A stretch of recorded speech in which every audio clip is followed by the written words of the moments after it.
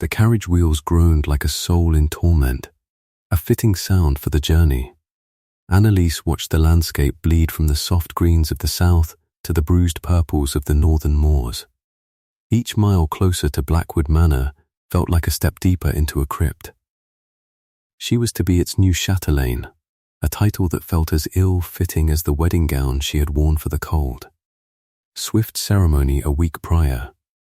It had been a marriage of brutal convenience, her family's name for his fortune, her quiet compliance for his title. Alistair, the Duke of Blackwood, had been nothing if not direct. He had called upon her ruined father, and in the drab, silent parlour of their rented London townhouse, he had laid out his terms as if purchasing livestock. "I require a duchess," he had said, his voice a low, steady thing that offered no warmth. "You require solvency. Your breeding is acceptable, and I am told you are possessed of a placid temperament. It is a suitable arrangement." Annalise had met his gaze, a gaze the colour of wet earth after a storm, and seen nothing of the man, only the Duke. He was a fortress, and she was being brought in to furnish one of the rooms. She had accepted. What choice was there? The alternative was genteel starvation, a slow, quiet fade into impoverished spinsterhood. This, at least, was a kind of survival. A gilded cage was still a cage, but it was not a grave. Now, the cage was before her. Blackwood Manor rose from the mist-shrouded land, a jagged silhouette of granite and slate against a sky the colour of a fresh bruise. It did not look like a home. It looked like a monument to sorrow. It was vast, imposing, and utterly without welcome. Her heart, a small, frightened bird, beat a frantic rhythm against her ribs. The Duke had sent a letter ahead of her, a single sheet of heavy cream paper. Its contents were as sparse and cold as the man himself. "My family will be in residence upon your arrival. They are particular. Do not mistake their interest for welcome." It was not a warning, it was a statement of fact. Annalise had read between the lines. They were coming to see her fail. They were coming to pick apart the merchant's granddaughter, who had dared to become their duchess. As the carriage drew to a halt on the gravel drive, the great oak doors of the manor swung open. A butler, ancient and unsmiling, stood framed in the doorway. He did not step forward to greet her. He simply waited. Annalise took a breath, smoothed the skirts of her grey travelling dress, and prepared to step into the lion's den. She had no illusions. She was not here to be loved. She was here to endure, and endure she would. The great hall was a cavern of shadows and silence. Suits of armour stood like steel ghosts along the walls, their empty eyes seeming to follow her progress across the flagstone floor. A fire roared in a hearth large enough to roast an ox, but its heat did not seem to penetrate the chill of the stone. At the far end of the hall, near the base of a sweeping staircase, they waited. The judges. The Duke was there, a pillar of dark wool and stillness beside a formidable older woman in black silk. The Dowager Duchess. His mother, Eleanor. Her face was a mask of aristocratic disapproval, her eyes small, sharp and intelligent. Beside her stood another woman, slightly younger, with the same severe expression. His aunt, Lady Beatrice. They were a united front of judgment. Alistair stepped forward. "Annalise," he said, his voice echoing slightly in the vast space. It was the first time he had used her given name. "May I present my mother, the Dowager Duchess of Blackwood, and my aunt, Lady Beatrice." Annalise executed a perfect, graceful curtsy, her movements fluid and unhurried. "Your Grace," she said, her voice clear and steady as she addressed his mother. "Lady Beatrice, it is an honour to be welcomed into your home." The Dowager's lips thinned into a bloodless line. "We are not welcoming you, child, we are inspecting you." The words were meant to be a slap, a sharp, immediate assertion of dominance. Annalise rose from her curtsy and met the older woman's gaze without flinching. A faint, serene smile touched her lips. "Then I shall endeavor to be worthy of the scrutiny, Your Grace." She gave them nothing. No fear, no anger, no startled gasp, just quiet, unshakable poise. She saw a flicker of something. Annoyance? Respect? In the Duke's dark eyes before he turned away. "You will be tired from your journey," he stated, not asked. "Mrs. Gable will show you to your rooms. Dinner is at 8. It was a dismissal. The first test was over, a brief skirmish before the war to come. Annalise followed the housekeeper up the grand staircase, feeling the weight of their collective gaze on her back like a physical force. She did not falter. She did not look back. Her rooms were opulent, a suite of chambers decorated in deep blues and silvers. They were beautiful, impersonal, and as cold as the rest of the house. A fire had been lit in the sitting room hearth, but like the one downstairs, it seemed to generate more light than warmth. She stood at the window, looking out at the bleak, beautiful landscape. Hope felt like a fragile seedling in frozen ground, unlikely to survive the coming winter. But she was made of sterner stuff than they knew. They had sharpened their words for weeks, she was sure of it. She walked in and made every one of them useless simply by refusing to be wounded. Dinner was an exercise in meticulous cruelty. The dining room was a long, narrow chamber, dominated by a table that could have seated 30. The four of them sat at one end, the distance between them feeling as vast as the moor outside. The candlelight glittered on a fortune of silver and crystal, each piece polished to a blinding sheen. It was a stage, and she was the sole performer. "I trust your family as well, Lady Annalise." Lady Beatrice began, her voice deceptively sweet. The use of her old title was a deliberate barb, a reminder of her station before this, elevation. "They are as well as can be expected. Thank you," Annalise replied, unfolding her napkin with deliberate care. Of course, the Dowager Duchess murmured, her gaze sharp as she watched Annalise select her cutlery. Such a reversal of fortune must be disorienting. From trade to a duchy. It is quite the leap. Annalise took a small sip of water. "I have always found that one's character is more important than one's circumstances, Your Grace.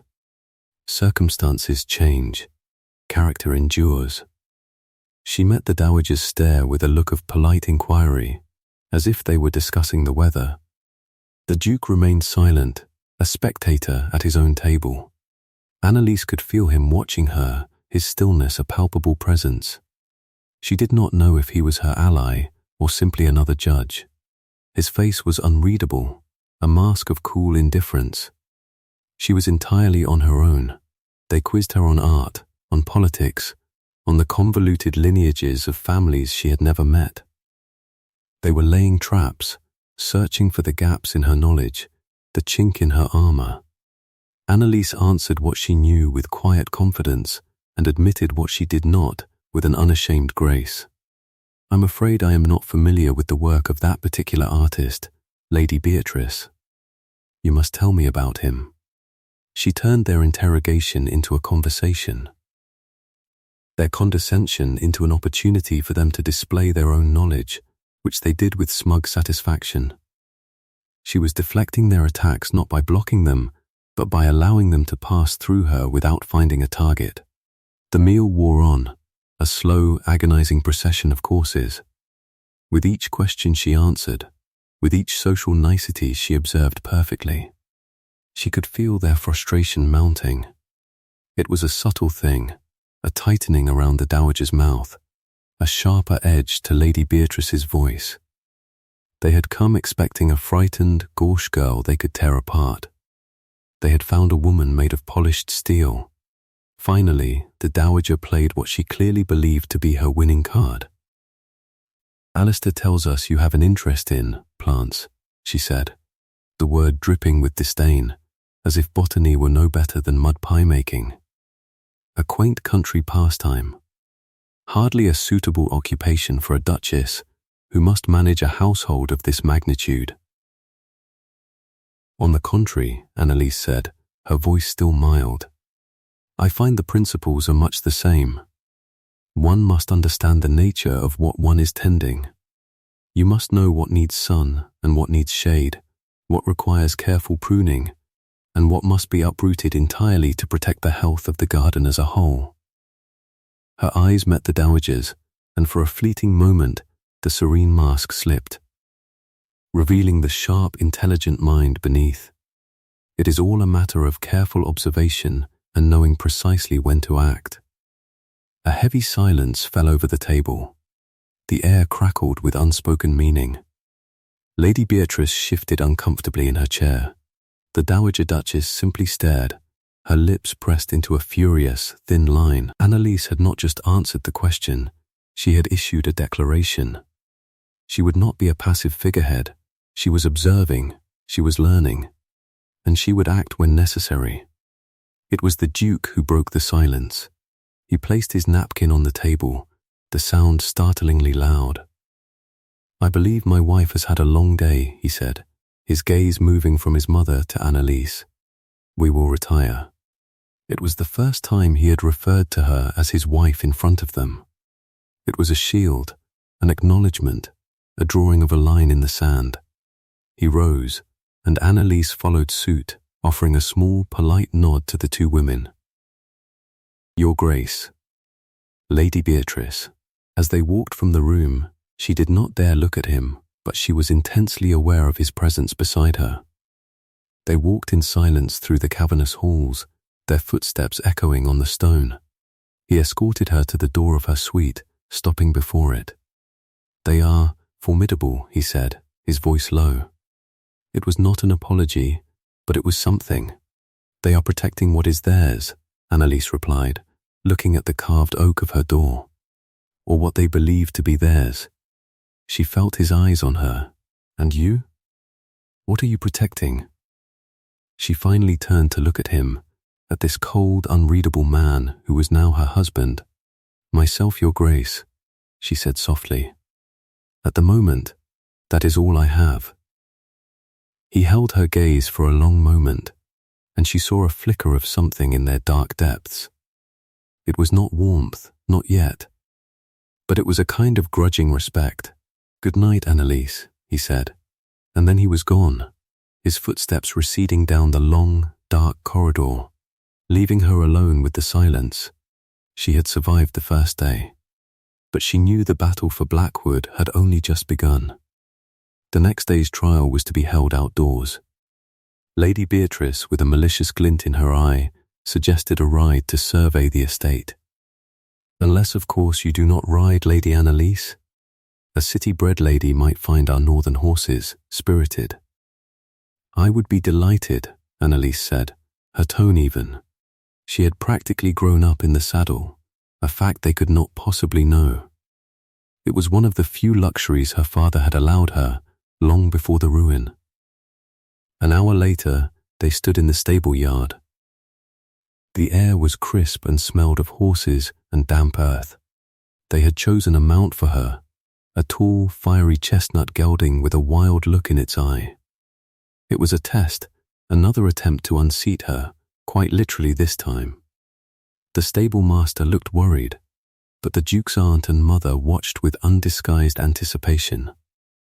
The Duke stood apart, his arms crossed, his expression impassive.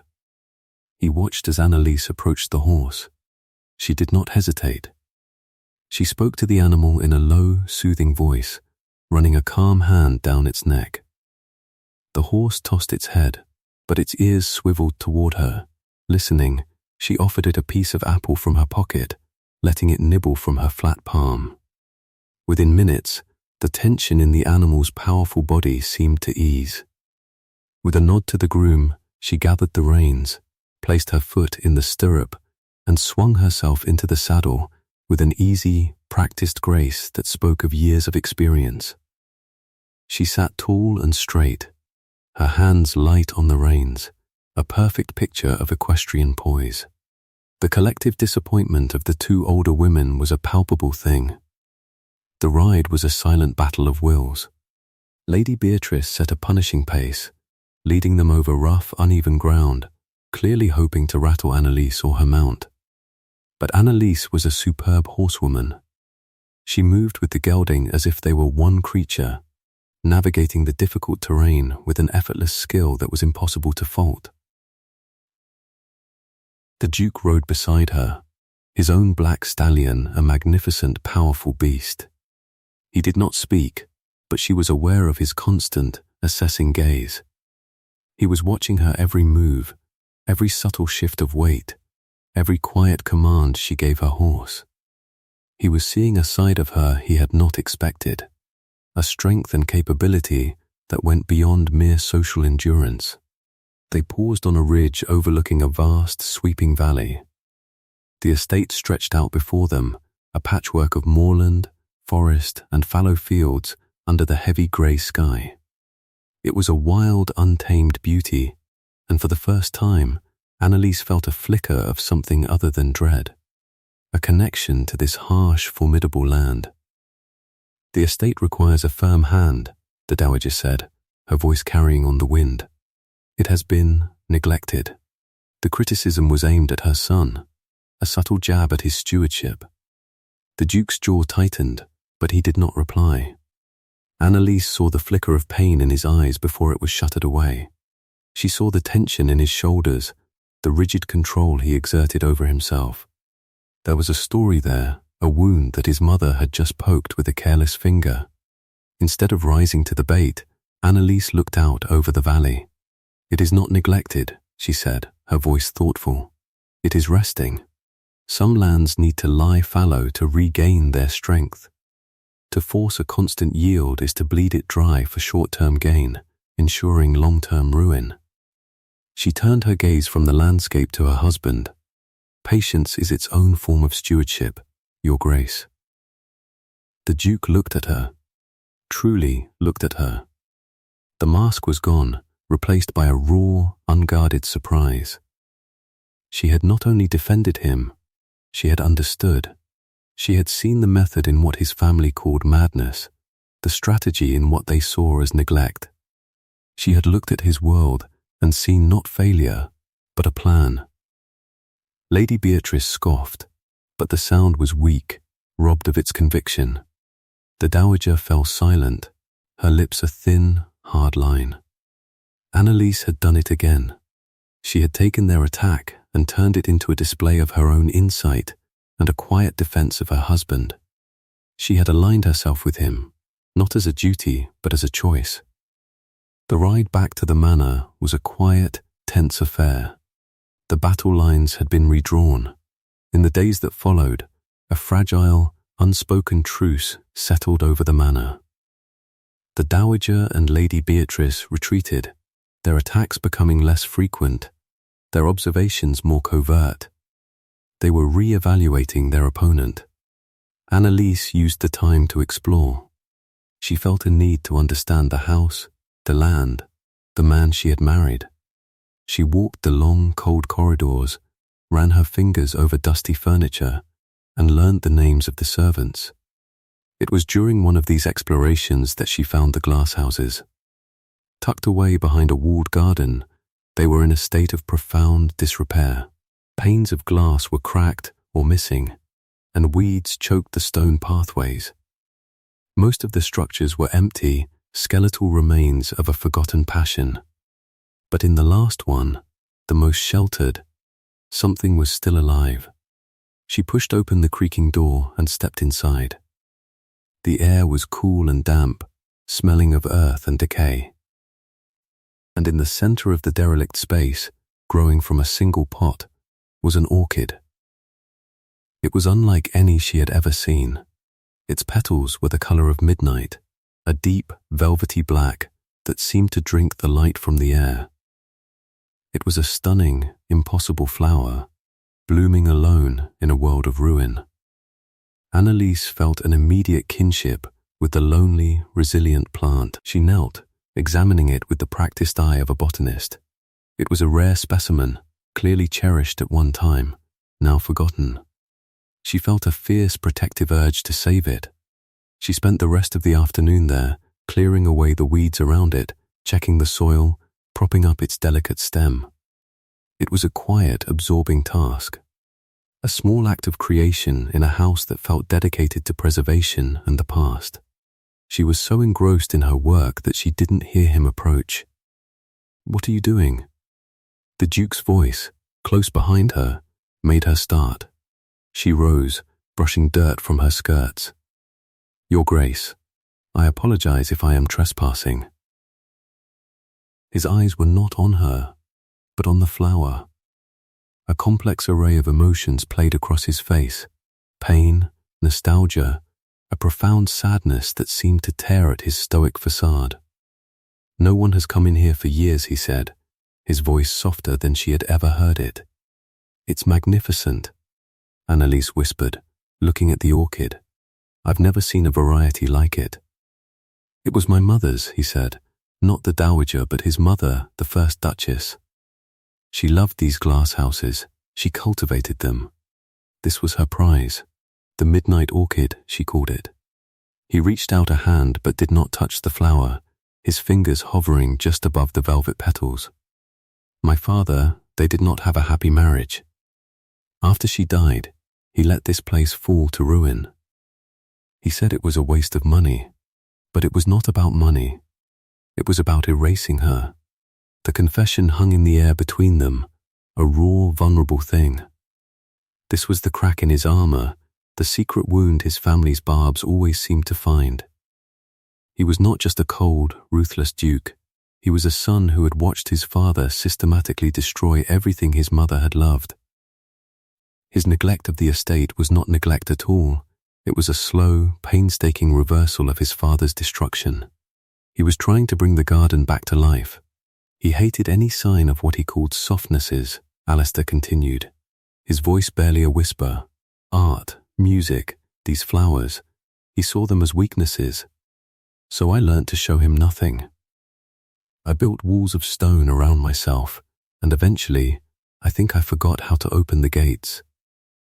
He looked at her then, and the full weight of his loneliness, his long, solitary battle, was there in his eyes. He was a man trapped in a fortress of his own making, a prisoner of his own title.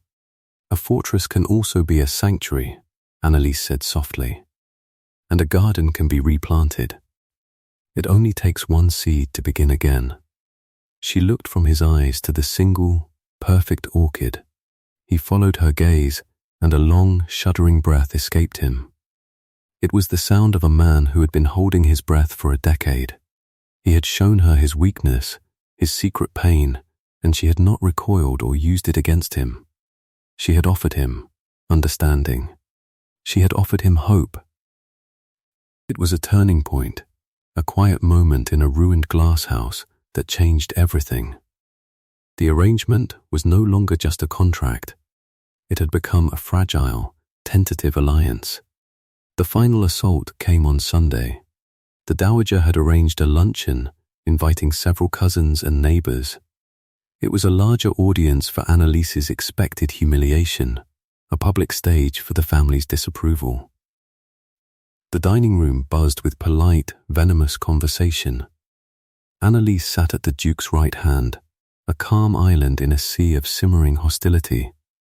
The dowager waited until the main course had been served.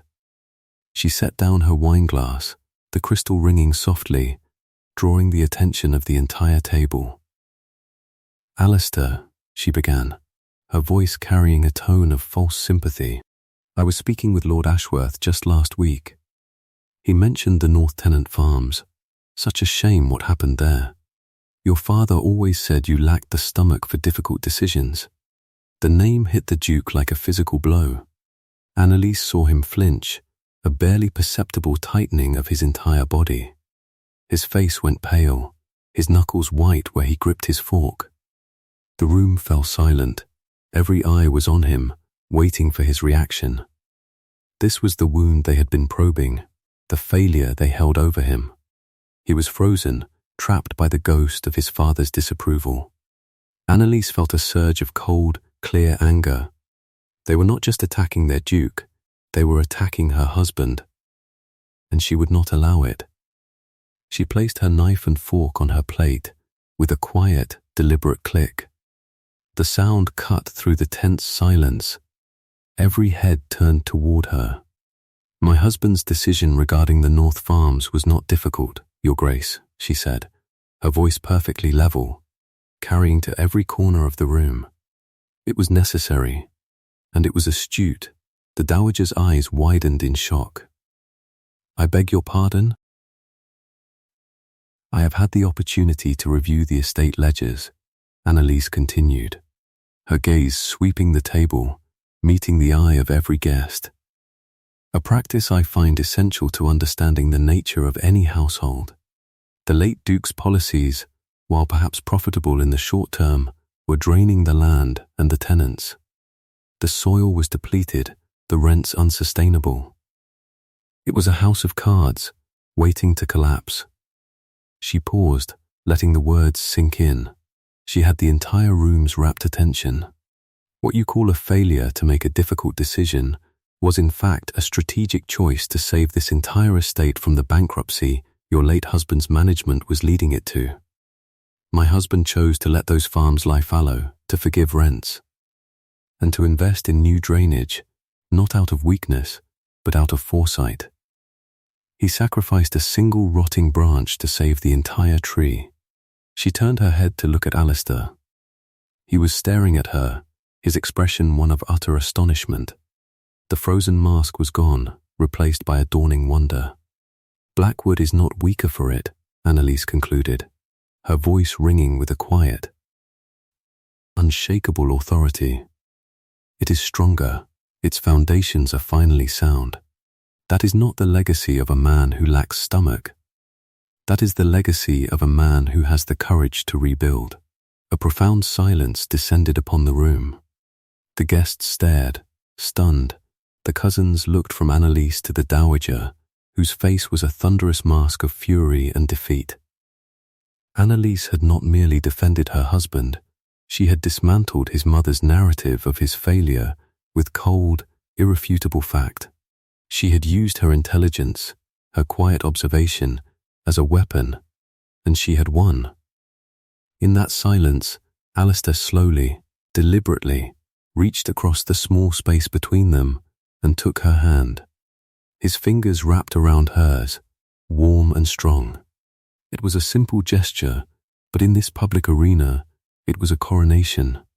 He was not just accepting her defense, he was declaring his allegiance.